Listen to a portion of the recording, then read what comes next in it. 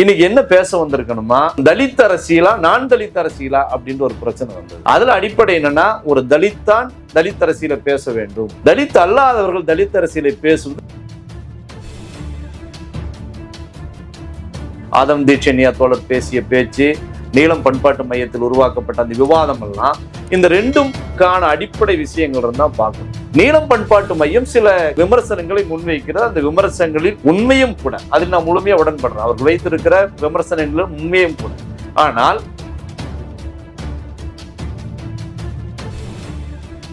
அப்ப இது தவறு என்று சொன்னால், நீலம் பண்பாட்டு மையம் ஒவ்வொரு ஆண்டும் விருது கொடுக்குது. சமூக நீதியில் சமநீதி என்னவா இருக்கணும்? இது வரைக்கும் நான் கேட்கிறேன், பழங்குடி சமூகத்தை சார்ந்த யாரு கொடுத்திருக்கிறா? அருந்ததியர் சமூகத்தை சார்ந்த யாரு கொடுத்திருக்கிறான்? ஏன் அருந்ததியர் சமூகத்துல படைப்பாளிகள் யாருமே இல்லையா? அறிவாளிகள் யாரும் இல்லையா? இந்த சாதி ஒழிப்பு கருத்திற்காக பாடுபட்ட தலைவர்கள் யாருமே இருக்காங்களே, ஏன் கொடுக்கல நீலம் பண்பாட்டு மையம்? இந்த கேள்வியை நான் எழுப்பலாம்ல.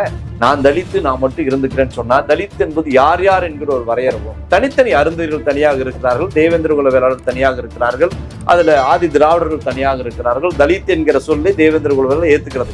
எனக்கு ஆதி திராவிட சமூகத்தோடு மற்ற பட்டியல் சாதியோடு எங்களால் இணைந்து போராட முடியல, எங்களுக்கு தனி இடஒதுக்கீடு வேணும்னு சொல்லிட்டு அருந்ததியர் சமூகம் தனியாக இடஒதுக்கீடு பெற்று இருக்கு. அப்ப இவர்களை என்ன பண்ணுவீங்க? இவர்கள் எல்லாம் சேர்ந்து தலித்தாக எப்ப மாற முடியும்? ஆனா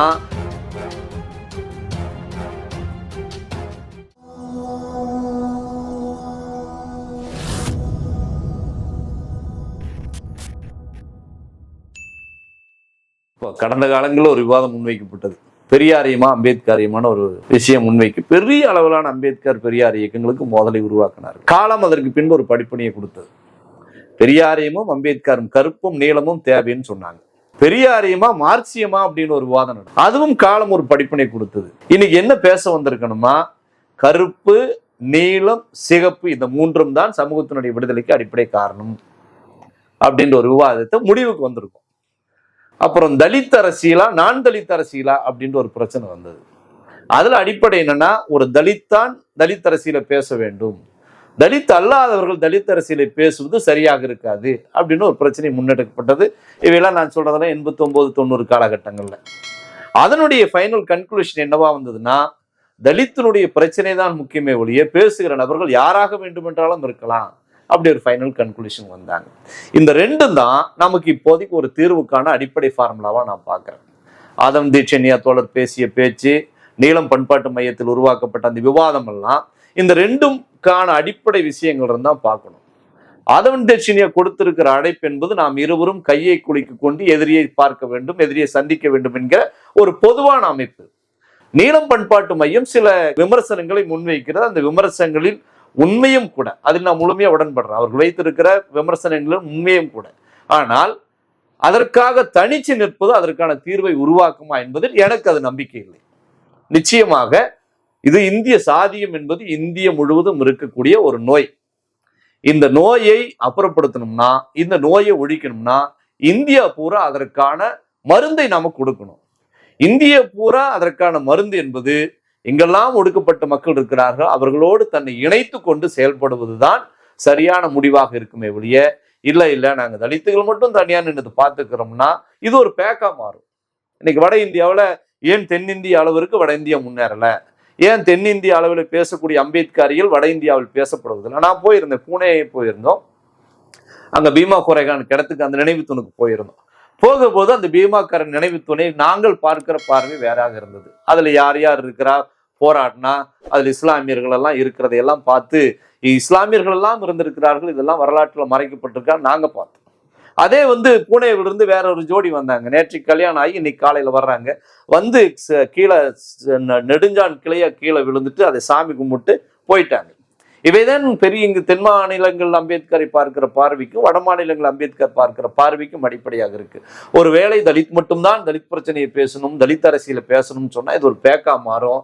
அது இன்றைக்கு வட மாநிலங்கள் இருப்பதை போல யாதவ் தனியா இருந்துக்கலாம், மற்ற தலித் சாதி தனியா இருந்துக்கலாம். ரெண்டு பேர்த்துக்கான உறவு அரசியல் ரீதியா இருக்கும் ஒழிய பண்பாட்டு ரீதியாகவோ இருக்காது அப்படின்னு சொல்லி, பண்பாட்டு ரீதியாக இல்லாம ஒரு மாற்றத்தை நாம் உருவாக்க முடியாது. அரசியல் ரீதியாக உறவு என்பது அதிகாரத்திற்கு வேணா பயன்படுத்தலாம் ஒழிய இரண்டு சமூகங்கள் கலந்து வேலை செய்வதற்கு பயன்படாது. ஆக இங்கே தலித்தியத்தை ஏற்றுக்கொண்டு சாதி ஒழிப்பை ஏற்றுக்கொண்டு யார் பேசினாலும் அவர்களோடு இணைந்து செயல்படுவதுதான் தலித் என்கிற அடிப்படைக்கு நல்ல ஒரு முன்னுதாரணமாக இருக்கும். சாதி ஒழிப்பிற்கான ஒரு அடிப்படையாக அமையுமே தவிர, நான் தலித்து நான் மட்டும் இருந்துக்கிறேன்னு சொன்னா, தலித் என்பது யார் யார் என்கிற ஒரு வரையறவும். ஏன்னா இங்க ஆதிராவிட சமூகத்துக்கு எதிராக அருந்ததியர் சமூகம் தனித்தனி அருந்ததியர்கள் தனியாக இருக்கிறார்கள், தேவேந்திர குல வேளாளர் தனியாக இருக்கிறார்கள், அதுல ஆதி திராவிடர்கள் தனியாக இருக்கிறார்கள். தலித் என்கிற சொல்லி தேவேந்திர குல வேளாளர் ஏத்துக்கிறது இல்லை. அப்ப இந்த பேக்க நீங்க என்ன பண்ணுவீங்க? எனக்கு ஆதி திராவிட சமூகத்தோடு மற்ற பட்டியல் சாதியோடு எங்களால் இணைந்து போராட முடியல, எங்களுக்கு தனி இடஒதுக்கீடுங்கன்னு சொல்லிட்டு அருந்ததியர் சமூகம் தனியாக இடஒதுக்கீடு பெற்று இருக்கு. அப்ப இவர்களை என்ன பண்ணுவீங்க? இவர்கள் எல்லாம் சேர்ந்து தலித்தாக எப்ப மாற முடியும்? ஆனா சாதி ஒழிப்பிற்கான ஒற்றை கருத்து அனைவரும் இணைத்து வைக்கும். இந்த ஒற்றை கருத்தோடு இந்த கருத்தை ஏற்றுக்கொள்கிற, இந்த கருத்தில் உடன்படுகிற, இந்த கருத்திற்காக அரசியல் திட்டம் முன்வைக்கிற யாருடன் வேண்டுமென்றாலும் சேர்ந்து செயல்படுவதுதான் சரியாக இருக்கும். நீலம் பண்பாட்டு மையம் இந்த கருத்தை ஏற்றுக்கொள்ளும் என்று நினைக்கிறேன். ஏற்கனவே பேசிய கருத்தை மாற்றிக்கொள்ளும் தான் எங்களை போன்ற தோழர்களுடைய கோரிக்கை. கம்யூனிஸ்டுகளை நோக்கி வாருங்கள் அப்படின்னு சொல்லிட்டு ஆதவன் தீட்சண்யா பேசுறாரு, நாமெல்லாம் இணைந்திருப்போம்னு பேசுறாரு.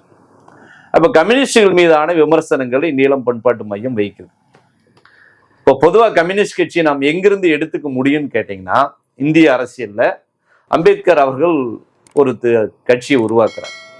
அந்த கட்சியை உருவாக்குற பொழுது ரொம்ப முக்கியமா இன்னைக்கு நீலம் பண்பாட்டு மையத்துக்கு அதுதான் பதிலா இருக்கும். பிற்படுத்தப்பட்டோர் யாராவது இந்த இயக்கத்தை எடுத்து நடத்தினால் அவர்களோடு நான் இணைந்து செயல்படுகிறேன். அதுல அது தொடங்கப்படுகிற அரசியல் இயக்கம் அது.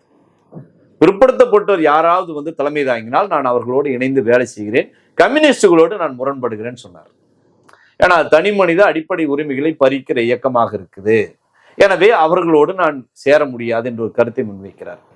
நாளாகுது, எப்போ நான் சொல்றது ஏறக்குரிய 50-60 ஆண்டுகளுக்கு பின்னோக்கி போறோம். கம்யூனிஸ்டுகளுடைய பார்வை எப்படியாக இருந்ததுன்னா முழுக்க முழுக்க வர்க்க அடிப்படையில் தான் பார்க்கப்பட்டது. ஒரு வகையில் கம்யூனிசம் வெகுஜன மக்களிடத்தில் இன்றைக்கு பரவாமல் போனது கூட அது அடிப்படை காரணமாக இருக்கும். அது இன்றைக்கு தன்னுடைய நிலைப்பாட்டை மாற்றி இருக்கு. கம்யூனிஸ்டுகள் என்றைக்காவது பெரியாரை பேசியிருக்கிறார்களா? இல்லை. அம்பேத்கரை பேசியிருக்கிறார்களா? இல்லை. கடந்த காலங்கள் மார்க்சியத்தை மட்டும் அடிப்படையாக வைத்தார்கள். சிலர் அதிலிருந்து முரண்பட்டு மண்ணுக்கேத்த மார்க்சியம் என்ற விஷயத்தை முன்வைத்தாங்க. இன்றைக்கு மண்ணுக்கேத்த மார்க்சியம் என்ற அடிப்படையில் மார்க்சியத்தை மாற்றி இருக்கிறது. இங்க இருக்கக்கூடிய கம்யூனிஸ்ட் கட்சிகள் பெரியாரை முன்னெடுக்கிறார்கள், அம்பேத்கரை பேசுகிறார்கள். குறிப்பா சொல்ல போனா இன்னைக்கு அம்பேத்கரியத்தை தொடர்ந்து மக்கள் மத்தியில் எடுத்துட்டு போவதில் மார்க்சிஸ்ட் கம்யூனிஸ்ட் கட்சி பிரதான பங்கு வகிக்கிறது. அவங்களெல்லாம் விட்டுட்டு நீங்க இந்த நாட்டில் எதையும் மாற்றத்தை பண்ணிட முடியாது. இன்றைக்கு தலித் இயக்கங்கள் செய்யாத ஒரு வேலையை தீண்டாமொழி முன்னணி செய்கிறது.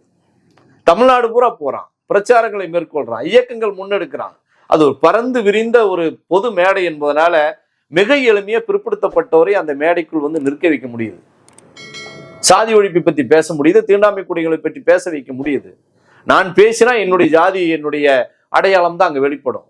ஆனால் ஒரு இந்த தலித் சாதியை சாராத, பட்டியல் சாதியை சேராத ஒரு நபர் மேடை ஏறி சாதியை ஒழிக்க வேண்டும் அல்லது இந்த சாதியால் இந்த சாதி பாதிக்கப்பட்டு விட்டது, பாதிப்பு ஏற்படுத்தின இன்னாருக்கு தண்டனை வழங்க வேண்டும் பேசுவதுதான் சமூகத்தினுடைய வெற்றியாக பார்க்கணும். சாதியால் பாதிக்கப்படுகிற சாதி ஒழிப்பை பற்றி பேசுவதெல்லாம் பெருமை ஒன்றும் இல்லை. சாதி பாதிப்பை ஏற்படுத்துகிற சமூகத்திலிருந்து ஒருத்தரை பேசதான் உண்மையான வெற்றியா நம்ம பார்க்க முடியும். அந்த வேளையில இன்றைக்கு கம்யூனிஸ்ட் இயக்கங்கள் முன்வைக்குது. அதன் மீது இன்றைக்கு பெரிய அளவிலான குற்றங்களை சுமத்த வேண்டிய அவசியமெல்லாம் இல்லை. நேற்றுக்கு அவர்கள் பார்வை வேறாக இருந்தது, இன்றைக்கு மாற்றிக்கொண்டிருக்கிறார்கள். நேத்து நீ பேசல இன்றைக்கு குற்றவாளி கொண்டு அவர் எப்படி நிறுத்த முடியும்? இன்னைக்கு வேலை செய்யறாங்களே, அதை நம்ம ஏற்றுக்கொண்டுதானே ஆகணும். ஏன்னா பல்வேறு விதமான பார்வைகள் இன்றைக்கு மார்க்சியம் மாறி இருக்குது, வேலை செய்யறாங்க. அதை ஏற்றுக்கொள்வதில் என்ன தவறுன்னு எனக்கு தெரியல. அப்போ இது தவறு என்று சொன்னால் நீலம் பண்பாட்டு மையம் ஒவ்வொரு ஆண்டும் விருது கொடுக்குது. சமூக நீதியில் சமநீதி என்னவா இருக்கணும்? தகுதியே இல்லாமல் போனாலும் கூட ஒரு நபரை கொண்டு அங்க நிறுத்தி அவனுக்கு தகுதியை உருவாக்குவதுதானே சமூக நீதி. இது வரைக்கும் நான் கேட்கிறேன், பழங்குடி சமூகத்தை சார்ந்த யாரு கொடுத்திருக்கிறா?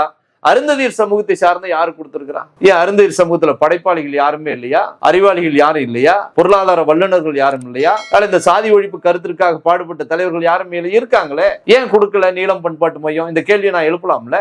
அப்போ கம்யூனிஸ்டுகள் கடந்த காலங்களில் செய்யவில்லை என்பதை சுட்டி காட்டுகிற நீலம் பண்பாட்டு மையம் ஏன் அருந்ததியர்களுக்கு இதுவரை எந்த விதமான மரியாதையை கொடுக்கலன்னு கேட்கிறதுக்கு எனக்கு கடமை இருக்கு. இதற்கு அவர்கள் தான் பதில் சொல்லணும். ஆக எங்காவது ஒன்று வேலை நடக்கிற பொழுது சின்ன சின்ன நடைமுறையில் தவறுகள் ஏற்படும். அந்த நடைமுறை தவறுகளையே பிரதான பிரச்சனைகளாக மாற்றிக்கொள்ளப்பட வேண்டிய அவசியம் இல்லை. நீலம் பண்பாட்டு மையம் என்னுடைய சொந்த அமைப்பை போல நான் பார்க்கிறேன். நாங்க அப்படிதான் பார்க்கிறோம். அப்படி பார்க்கிற பொழுது எங்க சின்ன சின்ன குறைகளை முதன்மைப்படுத்தாமல் இருக்கக்கூடிய வெகுஜன மக்களோடு தன்னை இணைத்து கொண்டு செயல்படுவதுதான் எல்லா வகையிலும் சரியாக இருக்குமே தவிர தனிமைப்படுத்திக் கொள்வதோ தனியாக நின்று நாங்கள் பார்த்து கொள்கிறோம் என்று சொல்வது எல்லா வகையிலும் இந்த சமூகத்தை அடுத்த கட்டத்துக்கு எடுத்து செல்வதை விட இருக்கிற இடத்திலிருந்து பின்னோக்கி தான் எடுத்து செல்லும் என்றது என்னுடைய கருத்தாக நான் பார்க்கிறேன்.